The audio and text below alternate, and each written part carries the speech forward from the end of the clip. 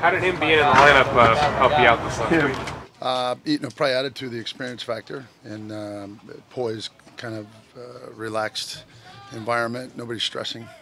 Probably good for Jermaine, good for Brett, and so it was a positive. Did you feel like some things started to click with the line in the second half, or what? I think pretty much the whole game it was much better, and yet we don't have any production in the first half, and that's really the key to your question there. They're doing a lot of good things in the first half, but we're getting no production, and then of course you open the second half and you're running it, throwing it, play action, all that, and it looks like what you're trying to be. And then we started to score points. So you got the production you were looking for. But there's some things we still have to work on, but better than the week before. So we're getting there. Tom, why did you get production in the second half and not the first half? What was the difference? Really good question. I mean, everybody was there in terms of the plays that were called were great. We had our opportunities, we just didn't connect. Hit a couple runs early and then kind of had to get away from it because we went to 2 minute, trying to change tempo on them. So more than anything, we may have kind of put ourselves in that situation a little bit. But again, it's just about execution, and what you got was the completions and the cleaner runs and all that stuff in the second half. We didn't have that in the first half consistently.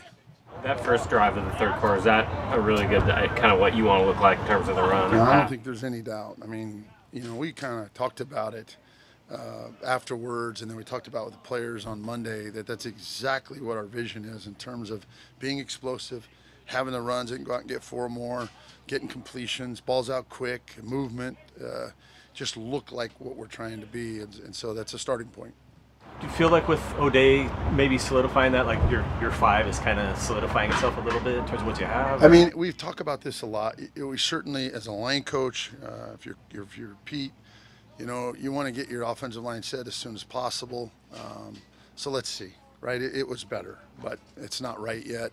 We're getting closer, and so hopefully we can answer that question going forward, and we don't have to wait another month. You and Peter both said that communication factor that O'Day brought to the line was the big difference. I mean, is that something that you could only really see in a game and not really in practice or in camp as much? Well, this is easy. This is easy. Practice is everything around here. We try to make it as competitive as we can against our defense, which has always been a really good defense and good work for us. But there's nothing like it actually happening in the game. It's we don't tackle out here. We don't chop out here. The violence isn't quite the same, and so when you put that element in there, things typically happen a little bit faster. Got to get that call out a little quicker, and so I don't know if you can ever. You work on it all the time in practice, but I don't know that you ever see it until you get in the game. Does his experience or does it play a factor in that? There's no doubt. I think it showed up, so it was good. It was good in a lot of ways. You said last week that some of Reese's issues had happened early in the games. What did you see from him early? I saw a better start. The most important thing out of this whole thing is the start he had.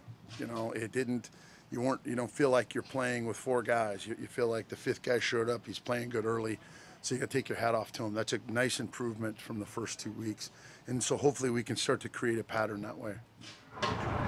When you look at quarterback hits, the stat book has Russell getting hit 10 times. How do you kind of internalize that? What does that number mean to you, if anything? And how do you kind of look at how you handle keeping him clean? So much better into the end of your question. What I do is I take that stat and I look at it. So if you're out on the field and you're the closest guy to him, that's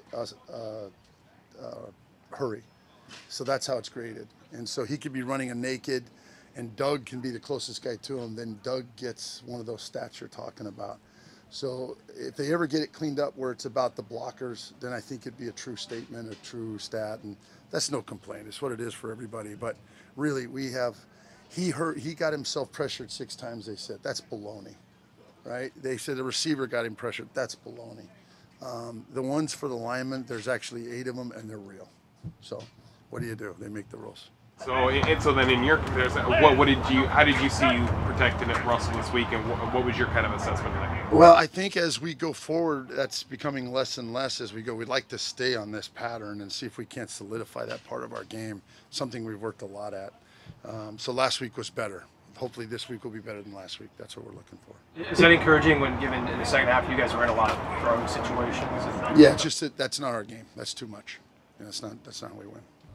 Is it hard to assess where the running game is right now, just given you've had a couple of games where you probably had to get out of running? Yeah, you look at the first game and you're kind of all over the place and inconsistent, and you hit a couple in the second half. You look at the second game, okay, less negative runs, and then you finish well.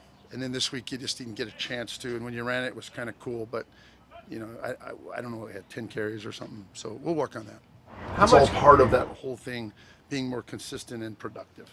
How much is that a factor, just not having the lead enough to establish runs and stay with runs? I don't know about the lead thing. I think it's more staying on schedule, and staying on schedule is not being in the 3rd and long. So if you go out and if you were old school and you ran it, 2nd and 8, and you ran again, it was 3rd and 6. 3rd and 6 or less, you're on schedule. But when you're dealing with 3rd and 7 or 3rd and 10 or 3rd and 8, you're not on schedule. And so that's really not our style and the way we want to do things. We're trying to get on schedule, which again means better production consistently. At this point, what can you count out of Process? It seems like every time you foul to, he gets hurt again. I think you can count on him when he's out there. He's a heck of a player and he's productive. And so that's the way I look at it. You can never worry about injuries. That's part of this game. It's going to happen. But I know when he's out there and he's ready to go, he's been pretty darn productive. You see Russell occasionally overthrow the ball, as he had a couple of games now. Can you detect what that is, if it's a function of pressure or something about his footwork? No, I kind of the same discussion I had with Britt. I love Russ, and what he does for this team is amazing. But I think all those guys, whether it's Britt or it's Russ or it's Doug or it's Bobby or whoever on this team, when your expectations up here, you tend to listen to the noise. You tend to listen to, no disrespect, what you guys write or what people, Twitter or whatever that stuff is, and the bloggers. And again, they start to press and they start to feel like, oh my God, I've got to make this play. I think that's uncharacteristic of him. He's a hell of a quarterback and he's proven that for a long time. And my opinion is, you just stop pressing. Have a free mind, quiet mind, just play the game the way we've always played it. But sometimes expectation and all that noise can get to you, and I just think that's the truth. That's not an excuse. In terms of the running game, Thomas and Eddie haven't really been factors the last couple of weeks. Where do you see them kind of going forward? I think they're going to be damned important going forward. Really kind of goes back to your other question. Really, we have not got it where we want it and on track, where there's the consistency of the right mix and balance and the flow of the game and all those things. So I think they're going to be like gold to us. It's just a matter of getting this thing put together. What's the biggest positive you took out of last week? We got better. That's all I care about. Let's face it, however you want it to be, it's September, you want to get better and you want to win. In October, you want to get even better and you want to win. And by November, December, you want to be as good as there is, and that's how you do this. So it's not, you don't panic over this. You want to get better. And that means you got to eliminate distraction. You got to stay true to the game and what it is every snap, and then go play your butts off. Anything else? Yeah, hey Tom, you said it restarted early last game. What did he do, or did you notice anything for him to do that? I think I saw a guy who set his points and his angles and his two hands on guys. He played really cool in the run game early. To me, he just clean early. Kind of went in there more relaxed, not pressing, and he was very productive early. Anything else? Thanks, guys.